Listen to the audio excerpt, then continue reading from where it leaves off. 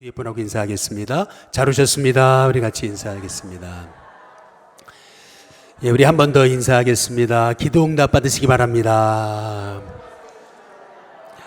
우리 마지막으로 인사하겠습니다. 하나님이 들으십니다. 할렐루야. 여러분, 하나님의 말씀이 살아계신 하나님 말씀임을 믿으시죠? 예, 정말 믿으십니까? 우리가 정말 살아계신 하나님의 말씀이 하나님 말씀임을 믿고 정말 그 말씀대로 산다면은 이 땅은 놀라운 변화가 일어나게 될 것입니다.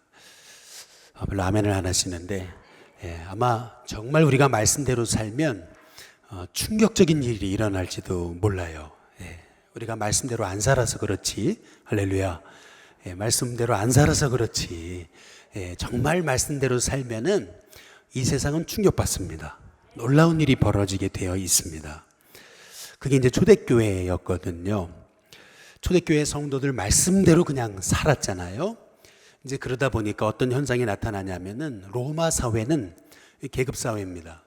철저히 귀족과 그다음에 노예가 구분되어 있는 사회인데, 뭐 노예를 자기 물건처럼 죽이기도 하고 그리고 물건처럼 다뤘습니다. 인간 취급을 하지 않았죠. 그런데 주인이 예수님을 믿더니 노예를 존경합니다. 존중해줘요. 노예를 사랑해요. 인간 대접을 하기 시작합니다.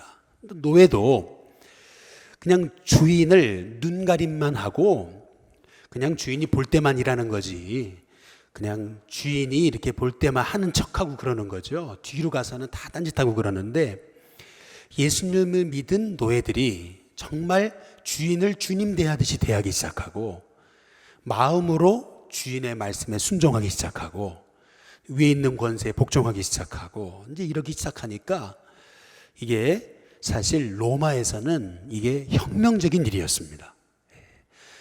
심지어는 로마 사람들이 기독교인들을 위험하다, 위험한 그룹이다, 존재다 이렇게 여길 정도로 말씀대로 사니까 정말 충격적인 일이 일어나기 시작한 거예요. 근데 그 대표적인 거에 이제 오네시모 사건이잖아요. 오네시모가 그 빌레몬의 노예였잖아요. 그런데 주인의 집에 가서 물건 훔치고 도망간 그런 사람인데, 예수님 말씀대로 사는 바울을 만나잖아요. 그리고 사람이 180도 바뀌잖아요. 그리고 주인 집에 다시 들어가는데, 들어가서 철저히 자기 죄를 회개하고 참회하고 자복하고 주인의 말에 절대 복종하죠. 근데 또 빌레몬도 그 오네시모 같은 도둑놈을 자기 형제로 받아요. 노예가 아니라 형제로 받습니다. 완전히 이게 로마 사회에서는 충격적인 일이죠. 근데 이런 충격적인 일들이 이제 초대교회 안에서 막 일어나는 거예요. 폭발적으로 일어나는 거예요. 그러다 보니까 이게 성경에서는 연병이라 그랬습니다. 연병이다. 그러니까 세상이 감당하지 못하는 그런 엄청난 충격적인 일들이 이제 일어나기 시작했던 거거든요. 이제 그게 단순한 거예요. 그냥 말씀대로 이제 살았을 때 그런 역사가 일어나게 되는 거죠. 오늘 우리가 함께 이제 읽으신 이 다윗의 모습을 보면은, 야, 우리가 말씀대로 살면은 정말 엄청난 일이 벌어지겠다. 이제 그런 생각을 저는 묵상하면서 하게 됐습니다. 옆에 분한테 한번 인사해 보시죠. 말씀대로 살면 엄청난 일이 벌어집니다. 한번 인사해 보겠습니다. 특히 저는 오늘 말씀 묵상하다가, 야, 우리가 다윗처럼 살 수 있다면은 정말 이 땅에 놀라운 일들이 벌어지겠다. 저는 그런 생각을 해보게 됐거든요. 이제 그 이유는 지금 다윗의 아들 압살롬이 아버지를 죽이겠다고 칼 들고 쫓아오는 그런 상황이거든요. 이게 부모로서 이게 엄청난 이게 사건이에요. 자식이 아버지를 죽이겠다고 칼 들고 쫓아오는 상황인데 모든 게 무너지는 상황이죠. 우리가 함께 읽은 본문에 벌써 이스라엘의 민심이 다 이스라엘 그 압살롬에게 돌아갔다. 그래서 왕이셔 빨리 도망가야 된다고 지금 한시도 지체할 시간이 없습니다. 이 압살롬이라는 사람은 피도 눈물도 없는 그런 사람이라는 것을 이제 다윗이 옛날에 암논을 죽였던 사건을 다윗이 기억하고 있기 때문에 암논을 정말 무참하게 죽여버리잖아요. 다윗이 이제 그 기억이 떠오른 거죠. 벌써 사람들의 기억에 압살롬이 반역을 했다. 이제 이 얘기는 이제 피비린내 나는 이제 살인 사건들이 일어나겠다. 이제 이 예루살렘에 정말 피비린내 나는 그러한 죽임들이 일어나겠다. 이제 그런 상황이거든요. 지금요, 다윗이 일생일대의 위기를 만난 거예요. 최고의 위기입니다. 사람은 그 어려울 때 어떤 행동을 하느냐, 또 어려울 때 이제 사람들이 어떤 반응을 보이느냐라는 걸 보면은 그 사람의 이제 됨됨이를 이제 알 수 있는 거죠. 또 그 사람이 어떻게 살아왔나라고 하는 것을 이제 어려움 당해 보면은 알 수 있는 겁니다. 지금 다윗이 가장 어려울 때거든요. 가장 긴박할 때입니다. 1분 1초가 귀할 때예요. 그런데 여기 다윗을 보면은 다윗은 진짜 리더구나, 진짜 왕이구나 라고 하는 생각을 이제 하게 되는 겁니다. 한번 옆에 분한테 인사해 보시죠. 성도님도 리더이십니다. 한번 인사해 보겠습니다. 성도님도 뭐라고요? 리더이십니다. 여러분 꼭 제가 담임 목사라서 저만 리더가 아니라, 또 여러분이 속해 지도자이기 때문에 여러분만 리더가 아니라, 장로님이시기 때문에 여러분만 리더가 아니라, 여러분이 가정의 리더일 수도 있고, 그리고 여러분 직장의 리더일 수도 있고, 또 여러분이 만나는 만남에서 여러분이 영향력을 미치는 사람이라면 누구든지 여러분은 리더가 될 수 있는 겁니다. 리더 역할을 하고 있는 겁니다. 그렇다고 본다면은 저는 오늘 이 다윗의 모습을 통해서 진정한 하나님의 사람, 하나님이 세운 지도자, 리더는 어떤 사람인가라고 하는 참 중요한 리더의 자질에 대해서 이제 보게 되는 건데요. 먼저 첫 번째는 다윗은 백성을 보호합니다. 백성을 보호해요. 아비의 마음을 가졌습니다. 어미의 마음을 가졌어요. 우리 사무엘하 15장 한번 22절, 23절에 보시면은요.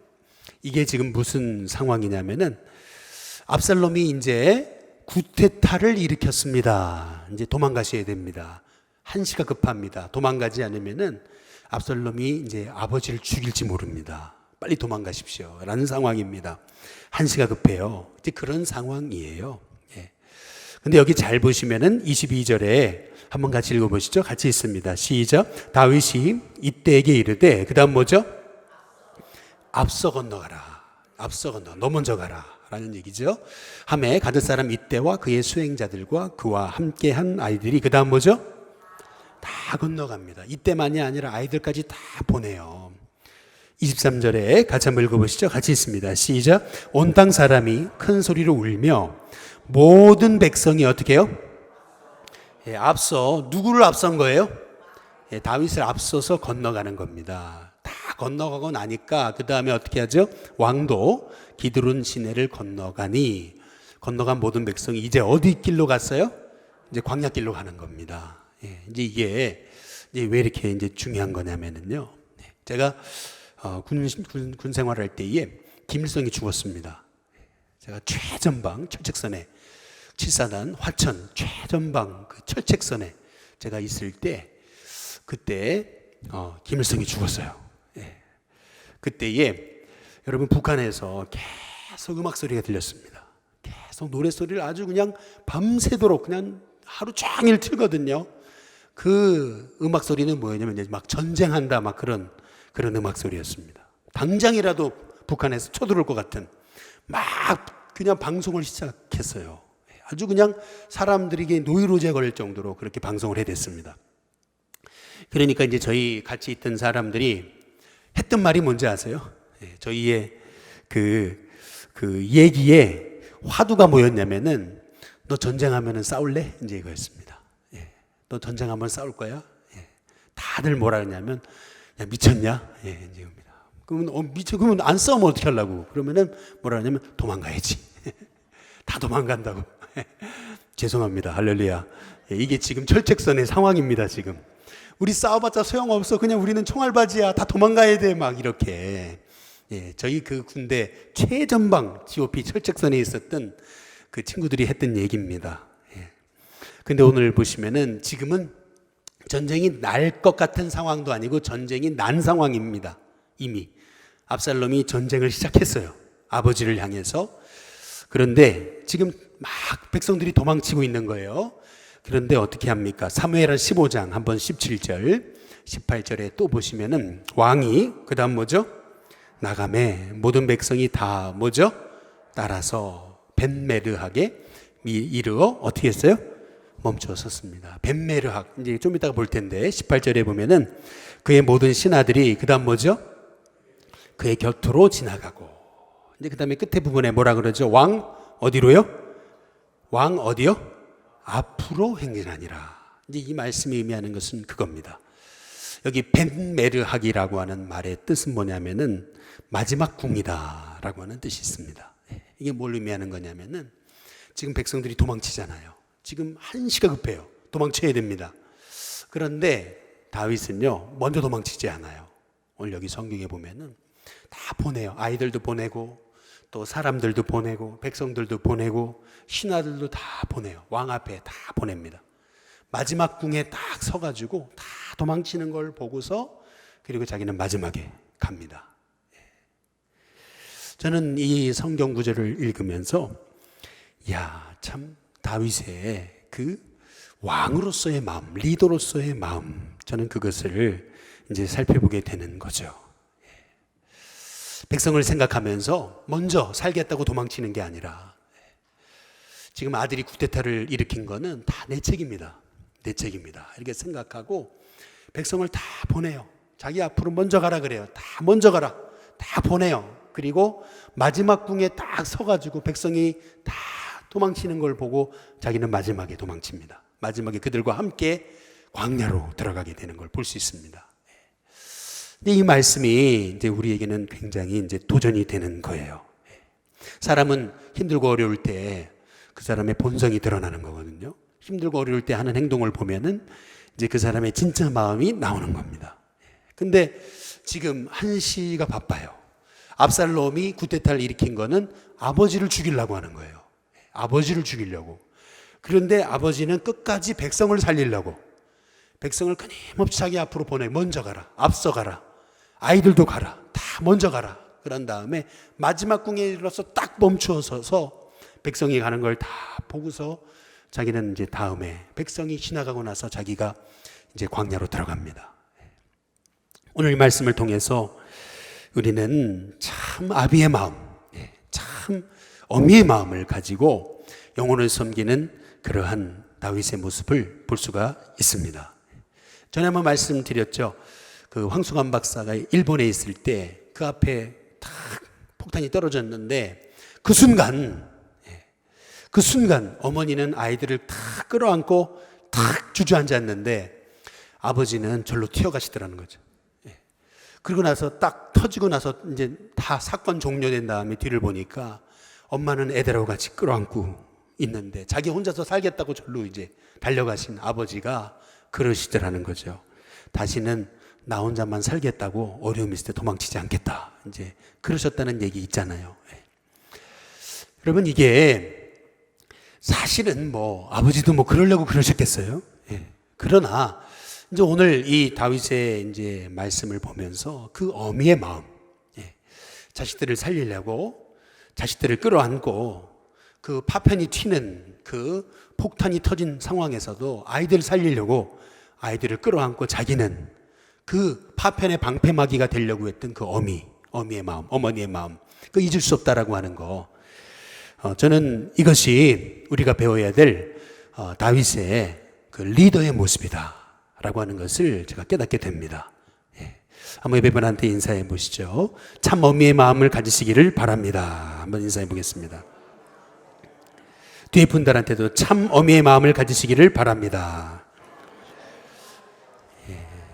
두 번째로 오늘 여기 말씀해 보니까 다윗은 원수도 친구로 만드는 지도자, 원수도 친구로 만드는 하나님의 사람이었습니다. 사무엘하 15장 우리 18절에 보시면은 그의 모든 신하들이 그의 곁으로 지나가고 모든 그 다음 뭐죠? 그렛 사람 그리고 모든 블렛 사람과 및 왕을 따라 가드에서 온 모든 어디 사람이요? 가드 사람. 제가 여기 빨간 글씨를 표한 것은 뭐냐면 이들은 이스라엘 사람들이 아닙니다. 예, 이스라엘 백성이 아니에요. 가드, 여러분 가드 하면 생각나는 게 있어요? 예, 보디가드 생각나시나요? 예, 가드, 뭐가 생각이 나죠? 가드? 예, 가드 하면은 성경을 좀 아시는 분은 딱 생각나는 게 가드는 골리앗의 고향입니다. 예, 골리앗. 예. 이 얘기는 뭐냐? 가드 사람 골리앗이에요. 예. 그러니까 골리앗을 아주 무참하게 목을 베서 죽인 게 다윗인데 이 가드 사람들이 다윗이 어떤 인간인지 아는데 오늘 여기 보면은 다윗이 어려움 당했을 때 가드 사람 600명이라 그랬어요. 600명이 왕 앞에 와가지고 함께 당신을 위해서 내가 같이 죽겠다 그 얘기거든요. 그 대표가 이때인 거예요. 이것이 얘기하는 것이 뭐죠? 의미하는 게 뭐예요? 그동안 다윗은 그 원수지간으로 여겨졌던 가드 사람도 친구로 만든 것을 알 수가 있습니다. 우리가 예수님이 십자가에서 죽으실 때 오른편 강도는 예수님을 영접하고 왼편 강도는 예수님을 저주하고 이렇게 생각하잖아요. 근데 성경을 읽어보시면은 마태복음에 27장 44절에 거기 이렇게 나와 있어요. 함께 십자가에 못 박힌 강도들도 이와 같이 욕하더라 이렇게 되어 있습니다. 그러니까 오른편 강도 왼편 강도 둘 다 예수님을 욕했다는 겁니다. 이게 마태복음의 27장 44절에 나오는 거예요. 십자가에 딱 못 박혔을 때 오른편 강도도 함께 예수님을 욕했습니다. 하나님의 아들이거든 너 자신을 구원해봐라. 하나님의 아들이라면서 왜 너는 너 자신을 못 구원하냐 막 욕을 하기 시작했습니다. 그런데 누가복음 23장 39절부터 40절에 보면은 오른편에 있던 강도의 마음이 바뀌어요. 그러더니 왼편에 있는 강도한테 왼편에 있는 강도를 꾸짖으면서 우리는 우리 죄 때문에 죽는 거지만 저분은 하나님의 아들이시다. 그러면서 왼편 강도를 설득합니다. 설득이 안 되니까 그러니까 오른편 강도가 예수님한테 당신의 나라에 임할 때 나를 구원하소서 요청합니다. 그때 예수님이 진실로 진실로 내게 이르노니 오늘 내가 나와 함께 낙원에 있을 거다 라고 얘기했습니다. 이게 무슨 말이냐면 이 예수님 십자가에 못 박혔을 때 오른편 강도 왼편 강도 이 두 사람 다 처음에는 예수님을 욕했다는 겁니다. 그런데 중간에 오른편 강도의 마음이 바뀌었어요. 그것이 의미하는 게 뭐죠? 예수님의 십자가 위에서 마지막 십자가에 죽으시는 그 순간까지도 예수님은 구원을 위해 사셨던 것을 알 수가 있습니다. 구원이라면은 자기를 욕하는 강도조차도 바로 하나님의 사람으로 나의 친구로 만들려고 하셨던 분이 예수님이시라는 거예요. 아니 니들은 니 죄 때문에 죽는 거고 아니 니들 때문에 내가 죽는 건지 모르냐고 예수님도 얼마든지 그 말 하실 수 있었겠지만은 오히려 예수님은 마지막 십자가에 죽으시기 전까지 구원을 위해 사셨습니다. 우리가 구원을 위해 산다면은 우리가 친구가 되지 못할 적은 어디 있고 친구가 되지 못할 원수는 어디 있습니까? 예수님은 원수까지도 친구로 만드셨어요. 가드 사람들까지도 600명이나 자기의 친구로 만들고 아들이 반역했는데 원수지간이었던 가드 사람은 다윗을 쫓아옵니다. 이게 참 기가 막힌 거죠. 오늘 사무엘하 15장 17절에 보시면은 한번 보여주시면은 거기 벳메르학이라는 얘기가 나오죠. 아까 말씀드린 벳메르학이 뭐죠? 마지막 궁이에요. 이제 궁에서 나왔어요. 궁에서 나왔습니다. 그리고 나서 사무엘하 15장 23절에 어디로 가요? 궁에서 나와서 기드론 시내를 가요. 그리고 나서 어디로 갑니까? 30절 15장 30절 어디로 가요? 감람산 길로 갑니다. 참 눈물을 머금고 감람산 길을 올라가요. 예수님이 기도하러 올라가셨던 그 감람산 길을 올라가요. 그리고 사무엘하 16장 1절에 보면은 어디로 갑니까? 어디로 가요? 마루턱을 지나요. 그리고 나서 이제 여리고로 가는 겁니다. 광야로 가는 겁니다. 근데 이것이 의미하는 것은 뭐냐면 성경은 지명을 구체적으로 다윗이 도망가던 그 여정을 구체적으로 기록해 놓고 있습니다. 이것이 의미하는 것은 뭐냐면은 여러분 성경에 선한 사마리아인의 비유해 보면은 한번 따라해 보겠습니다. 여리고로 내려가다가 여리고로 내려가다 그러거든요. 강도 만난 사람이 여리고로 내려가다가 강도를 만나는 거예요. 근데 실제로 여러분 이스라엘을 가보시면은 예루살렘은 아주 꼭대기 있어요. 높은 꼭대기 있고요. 그리고 거기에서 계속 이제 잠깐 감람산 올라갔다가 내려갈 뿐이지 그 다음 내리막길입니다. 계속 내리막길. 여리고로 내려가다가 계속 내리막길이에요. 이게 이스라엘의 지형이 그렇습니다. 근데 성경에서 이렇게 이 다윗이 아들에게 쫓겨가지고 도망자의 신세로 도망치는 장면을 계속 쫓겨서 내려가는 장면으로 기록해 놓고 있는 겁니다. 다시 말하면 한번 따라해 보겠습니다. 내리막길 인생. 지금 다윗이 내리막길 인생이 된 거예요. 내리막길 인생. 정말 끝을 모르는 내리막길로 내려가고 있는 거예요. 아들이 자기를 죽이려고 쫓아오는 그 정말 말도 안 되는 상황 속에서 다윗은 뜻밖의 사람들이 바로 자기에게 와서 당신과 함께 우리가 죽으러 하겠습니다. 당신과 함께 하겠습니다. 라는 사람들을 만나는 거예요. 근데 그 사람들이 누구예요? 이스라엘 사람도 아니고 바로 이스라엘 이방 사람들, 심지어는 원수지간이었던 가드 사람들이 와서 다윗에게 당신과 함께 하겠다고 하는 장면입니다. 다시 말하면 다윗은 그토록 참 선한 그런 일들을 왕이지만 감당해 왔었던 것을 우리는 이 말씀을 통해 그래도 추측해 볼 수 있는 겁니다. 저는 우리 일신교회 성도님들이 말없이 선한 일을 감당할 수 있는 하나님의 종들 되시기를 주님의 이름으로 축복합니다. 옆에 분한테 한번 인사해 보시죠. 말없이 선한 일 감당합시다. 한번 인사해 보겠습니다. 이번에 우리 주성진 하나님 신방을 갔는데 보니까 말없이 이렇게 섬기는 분들이 있다는 얘기를 제가 듣고 제가 참 은혜 받았어요. 그래도 우리 일신교회 살아있다. 그래도 일신교회 복이 있다. 말없이 섬기는 그런 분들, 참 그런 분들을 이제 보게 되면서 여러분 우리 일신교회가 해야 될 일 그런 게 아닌가. 원수도 친구로 만드는, 적도 친구로 만드는, 말없이 낮은 곳에서 섬기는 그런 하나님의 종으로 살 때 하나님께서 저와 여러분을 참으로 축복하실 줄로 믿습니다. 마지막 세 번째로 이 다윗의 모습을 통해 보게 되는 것은 사람을 이용하지 않습니다. 우리 사무엘하 15장 23절에 한번 25절에 한번 보세요. 같이 한번 읽어보겠습니다. 함께 있습니다. 시작. 왕이 사독에게 이르되 보라 하나님의 궤를 성읍으로 그 다음 뭐죠? 도로 메어 가라. 만일 내가 여호와 앞에서 은혜를 입으면 도로 나를 인도하사 내게 그 궤와 그 계신 데를 보이시리라.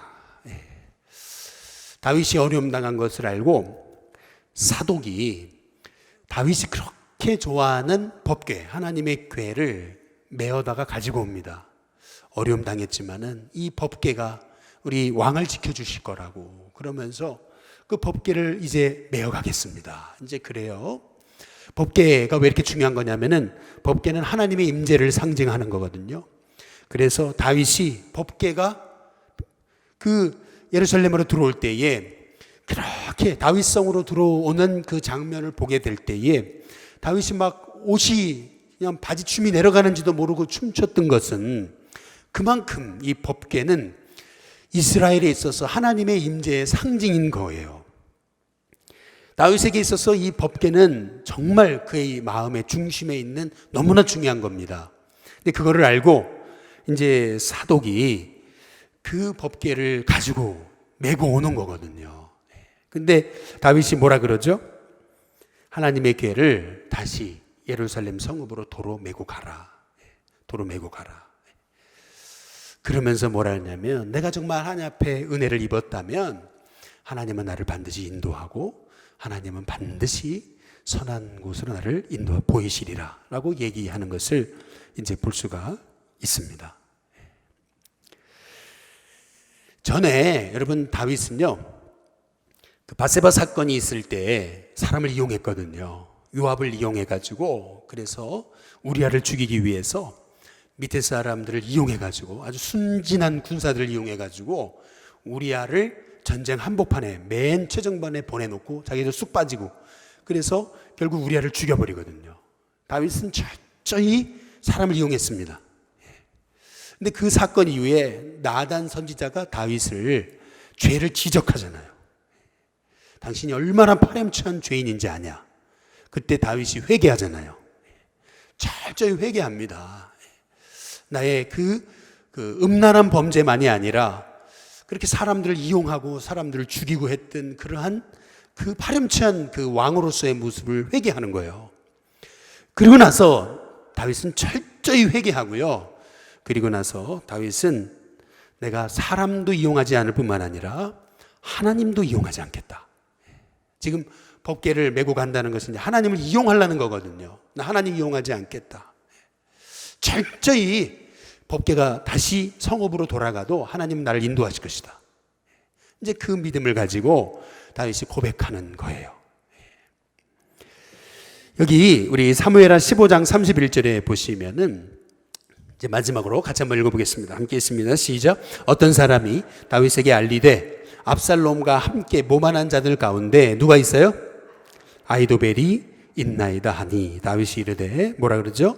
여호와여 원하옵건대 아히도벨의 모략을 어리석게 하옵소서 하니라. 여러분 여기 보면은 그 아히도벨이라는 인물이 나오잖아요. 이 아히도벨은요, 이게 엄청난 지략가입니다. 정말 이 아히도벨이 지략을 베풀면은 아무도 쫓아올 수 없을 정도로 그런 지략가였습니다. 근데 그 지략가가 누구에게 붙었어요? 압살롬에게 붙은 거예요. 다윗은 그 순간 깨달았겠죠. 압살롬이 아히도벨을 이용하고 또 아히도벨도 압살롬을 이용하겠구나. 서로 이용하는 관계입니다. 그리고 나서 다윗은 딱 직감으로 왔을 거예요. 그리고 나서 다윗은 반응하지 않고 사람들이 아히도벨이 압살롬에게 붙었습니다. 근데 그때 다윗이 한 행동이 있어요. 그게 뭐냐면 여호와여 원하옵건대입니다. 한번 따라해 보겠습니다. 여호와여 원하옵건대. 다윗은요 기도합니다. 정말 간절히 아히도벨의 그 모략을 하나님 어리석게 해 주시옵소서. 근데 진짜로 아히도벨이 어리석은 판단을 하죠. 정말 아히도벨 같지 않은 어리석은 판단을 하는 것을 이제 볼 수가 있습니다. 저는 오늘 이 말씀만 드리고 좀 마치고자 하는데요. 다시 한번 그 말씀 보여주시면은 여기 보면은 아히도벨의 그 다음 뭐죠?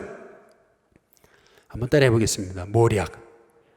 모략. 저는 이 모략이라는 단어를 지난 며칠 전 새벽에도 잠깐 말씀을 드렸는데 여러분 그 신천지가 아주 잘 이용하는 단어가 모략입니다. 모략. 이 모략이라는 단어를 이용해 가지고 전도도 모략으로 해야 된다. 이제 이렇게 가르치거든요. 근데 모략이라는 단어가요. 여러분 한번 따라해 보시죠. 중상모략.